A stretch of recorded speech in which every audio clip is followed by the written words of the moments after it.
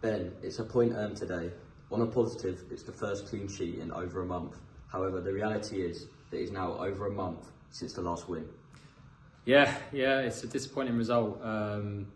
Credit to them, because obviously going down to 10 men relatively early in the game, and obviously playing on Thursday night as well. I think it became quite clear to them what they needed to do, which was be resolute and defend well, which I think they did that. So fair play to them. But from our point of view, we've got to be able to break teams down, and we huffed and puffed. We had some really good chances and not enough quality in and around the edge of the box and in the box. We had 2 1-on-1s, one cleared off the line, and we had some gilt-edged chances as well, which should have gone in, and not good enough from that point of view today, which was really frustrating.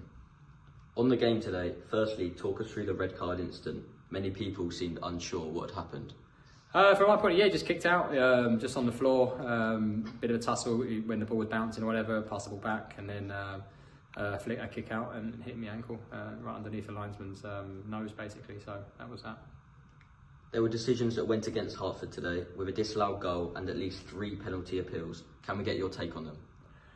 Well, I don't know, to be honest with you. I'd have to have a look at them back. The one on the goalie didn't look like a foul to me, but I'm not here to castigate a referee, and criticise them too much. They've got a difficult job, but at the same time, I just look at us inwardly first and think we had enough chances to win the game. So it's not the ref's fault we drew the game. It's our own fault we drew the game. With Luke making his return and Tino making his debut after only recently signing, how do you rank their performances today? Yeah, you've got a lot to learn, the left back. Men's football is different to academy football, and as I see so many times, I thought he did okay.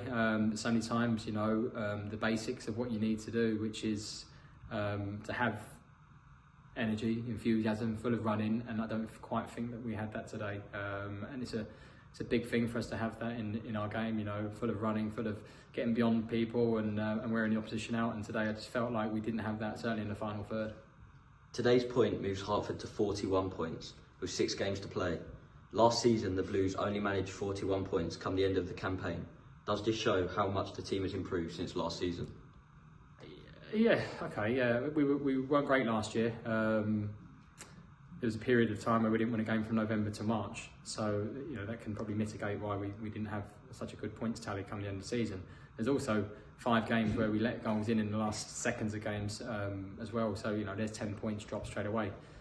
So for me, it's been a better season, but I'm very frustrated in the last month, because having had a really good February and putting ourselves right in touch, we've let things slip results-wise and not been good enough. And this is the time of the season where you need to come on strong and you need to go and play and win games. And I don't think we've quite had the personality to go and do that at the minute.